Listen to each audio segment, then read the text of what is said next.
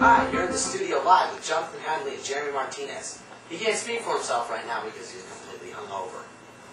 Yesterday, scientists discovered that a disease has caused residents of London to turn into aggressive, nerveless killers. Scientists think it was monkeys that spread the disease, but that's just a rumor. No one knows for sure. Now, another group of scientists and historians have found that the only leader capable of rallying the world's armies in an offensive against the zombie-like aggressors is the one and only Winston Churchill. This research group created a machine to raise the dead, fully fleshed and ready, and have revived Mr. Churchill. We were able to book him for a special interview right here on WGTV. You don't talk so loud. It's your mic, Mom. Oh, send in Winston Churchill. Send in Winston Churchill.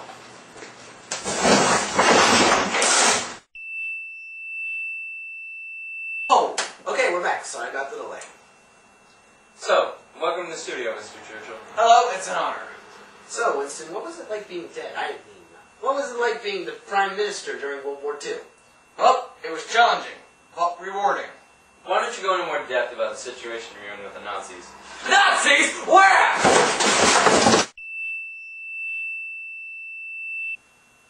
Okay, we were able to make Mr. Churchill calm down. Everything should be fine.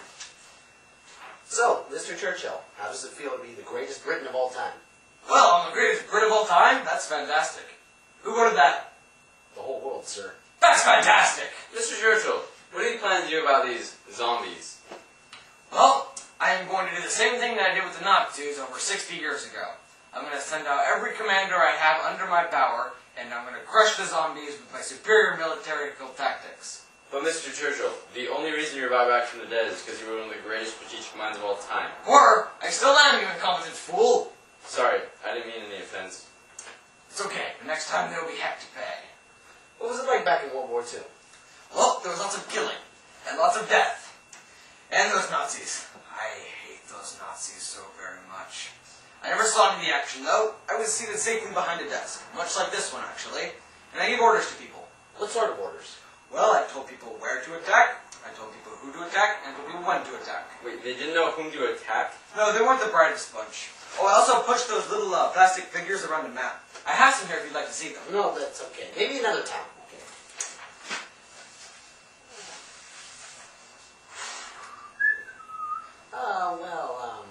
Mr. Churchill, tell us about something that happened during World War II. Ah, yes, I have a long and interesting story about how I met my wife. See, it all started like this. And that's pretty much it. Oh, great story. But I was wondering if you could tell us something about World War II, not something completely irrelevant that happened during it. My wife is not irrelevant. What's her name? That's irrelevant. Okay, can you please tell us a story about World War II? Well, I don't remember that much about WW2. It was almost a blur. Everything just happened so darn fast. So many things were coming at me and so many things were happening. I just remember one day Hitler announced that he was attacking the Rhineland and taking over places like Poland and such. And the next thing we know, we were in the war. Then everything just flew at me one by one. The next thing that I knew, the war was over and Hitler was dead. You know what happened next, so it would be silly to explain that. What I remember most is my later days, though.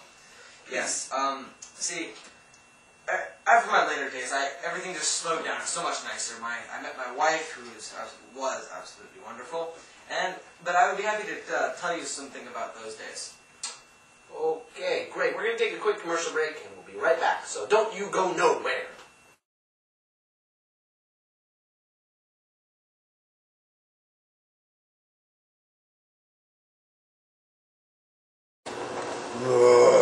Flesh, brains, zombie.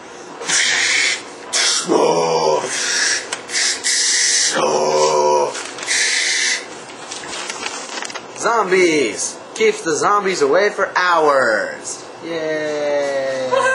Yay! In case you're just joining us, we have Mr. Winston Churchill here, recently revived from the dead, in our studio. Hello! Okay, so after we left off from the ad break, I believe you were telling us about your life after you retired. Yes, that's correct. So, where would you like to start?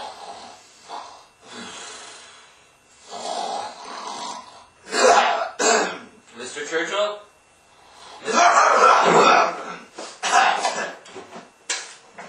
Yes, excuse me. dream about the time I met Adolf Hitler face to face and beat him in a game of chess. Yes, good times on the battlefield. Anyway, where was I?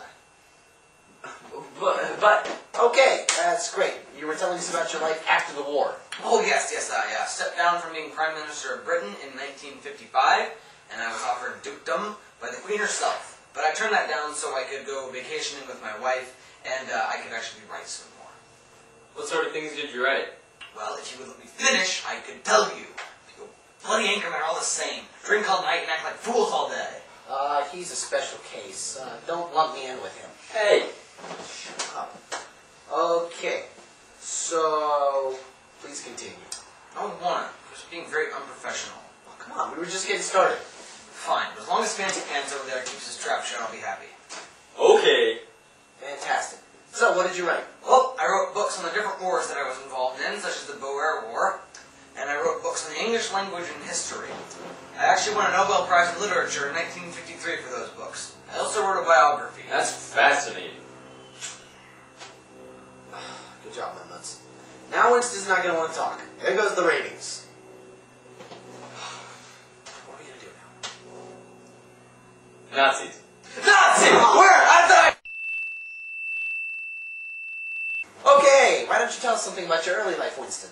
Oh, yes. Well, my parents were never really around, so I never developed a great relationship with them. I excelled in English and history, and I took up fencing at the military school I was in. I wanted to be closer to my mother and father, but alas, I never succeeded. I always thought I had a very lonely childhood. What made you come to that conclusion? Well, I was very lonely during my childhood. Oh, okay. And as you probably already know, I had an hindering speech impediment that I eventually overcame as I grew older. Well, Mr. Churchill, we're running out of time right now, but if you'd like to ask us any questions, feel free to go ahead. Darn. Well, there's so many things I'd like to ask you, considering I've been dead for 40 years. Let me think about this one. I know what I would like to ask now. What would you like to know? What is the average airspeed velocity of an unladen swallow? African or European? Well, I don't really know that.